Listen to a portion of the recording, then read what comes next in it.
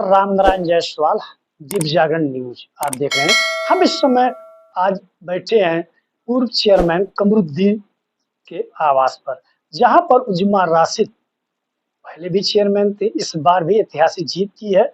और उनकी जीत का राज क्या है, क्योंकि उनके पति सैयद इकबाल डॉक्टर जो थे, वो इस बार चुनाव का संचालन और बागडोर इन्हीं के हाथ में था, क्योंकि बड़ी खामोशी से चुनाव लड़ी गई।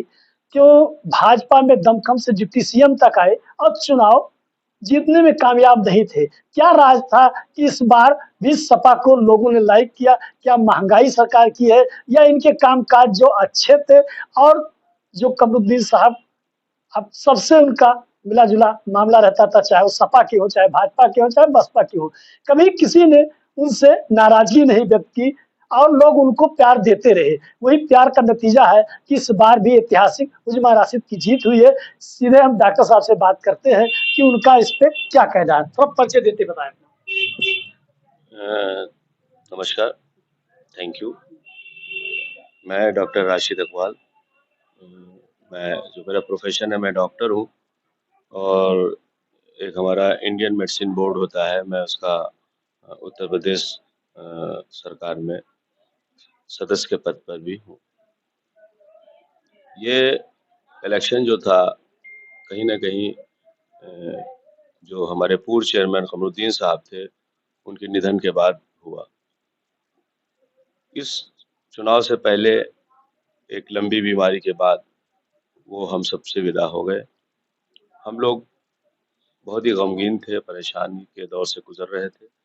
अचानक ये ज़िम्मेदारी हम लोगों के ऊपर आई, लेकिन हम लोगों ने संयम का पूरा ख़्याल रखा और शहर में जो एक बहुत बड़ा नुकसान, बहुत बड़ी क्षति हुई थी, राजनीतिक क्षति हुई थी, जो हमारे फादर इन लॉ जनाब कमरुद्दीन साहब के शक्ल में, हम लोगों ने घर में बैठ के सोचा और बहुत गौर किया इस पे कि हमें बहुत ज़्यादा दूर जाने की ज़रूरत नहीं है।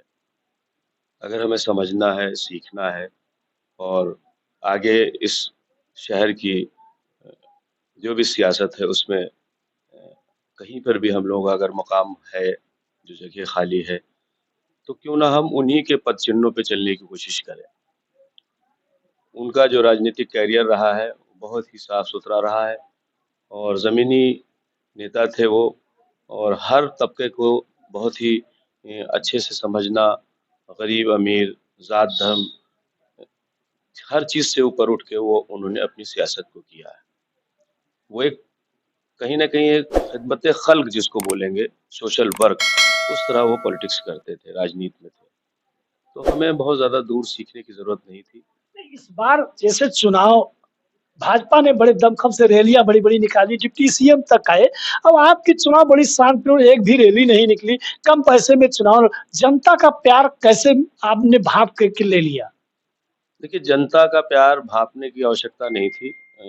सदैव और हमेशा-हमेशा जनता ने हम लोगों को सपोर्ट किया और अपनी मोहब्बतों से नवाज़ा।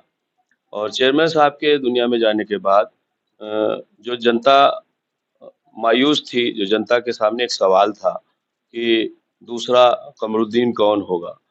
तो हम लोगों ने जो अपने दिल अंदर बैठ के घर में जो डिसीज़न लिया वो ये था कि अब्बू के यानी कि चेयरमैन साहब के ही नक्शे कदम चलने की ज़रूरत है। उनके द्वारा किए गए गोंडा के अंदर काम जो बहुत ही मज़बूती से उन्होंने काम किया है और अच्छे काम किया है, उन काम को फ़ोकस किया, उनके आदर्शों को, उनकी तमाम बातों को फ़ोकस किया। एक स खामोशी से एक अदब के दायरे में इलेक्शन को लड़ने की कोशिश किया, क्योंकि हमें पता है कि जनता आज के दौर में अब वो दौर नहीं रहा, लोग काम को और आपके व्यक्तित्व को पसंद करते हैं। अब जैसे आपने एक काम की बात कही, बरसात आने वाली है, यहाँ ज्वलन मुद्दा था शुरू से कि सीवर लाइन नहीं है, बरसात अगले बार भी आ आवास विकास हो, चाहे कई जगह ऐसे थे जो नाले चौक थे और पानी निकलने की व्यवस्थाएँ नहीं थी। इस बार पहले से क्या तैयारी है? अब तो बोर्ड का गठन भी हो गया है, शपथ भी हो गया है, इस पे क्या फोकस है? देखिए, ये एक बड़ा मुद्दा है और ये अगर देखा जाए तो कहीं न कहीं सीवर लाइन इसका मेन पॉइंट है, लेकिन वो इतनी जल्दी संभव नहीं है। लेकिन उससे पहले उससे पूर्व जितने भी एफर्ट हैं, जो भी कोशिश है वो हम लोग कर रहे हैं। और एक नई चीज़ इस बार हमने किया है कि एक हमने रेस्क्यू टीम बनाई है, जिसमें हमने 4 आदमियों को रखा है, जो 2 ज़ोन में हमने बाँट दिया है। जो आपातकालीन स्थिति में जहाँ बहुत ज़्यादा जल भराव होगा, वहाँ वो जाएँगे। हमारी सीवर सक्शन मशीन जो है, हमने उसको रेडी कर रखा है, जिसका हमने अभी इधर एक छोटी-सी बारिश का एक टाइम आया था, हल्की-फुल्की बारिश हुई थी जिसमें जल भराव हुआ था। तो एंड ट्रायल हमने देखा तो उसमें काफ़ी लोगों को रिलीफ़ हुआ।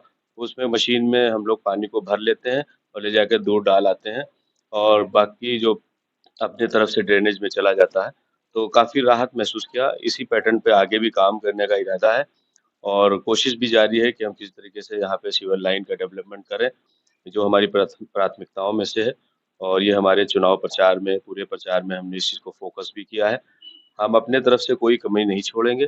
आगे शासन हमारी कितनी बात को समझता है, मैं उसका आभार व्यक्त करूँगा कि शासन और प्रशासन इस चीज़ को जैसे अभी सभासदों मीडिया के माध्यम से भी देख सकते हैं, और आप खुद भी जाके देख सकते हैं। प्रत्येक वार्ड के सभासद हैं या जो भी हमारा नगर पालिका के अधिकारी और कर्मचारी हैं, पूरी तरीके से इसमें लगे हुए हैं। नालियों को नाली की जो मशीन है, जो साफ-सफाई मशीन है, उसके द्वारा मैनुअली हर तरह से लोग उसको सफाई में लगे हुए हैं।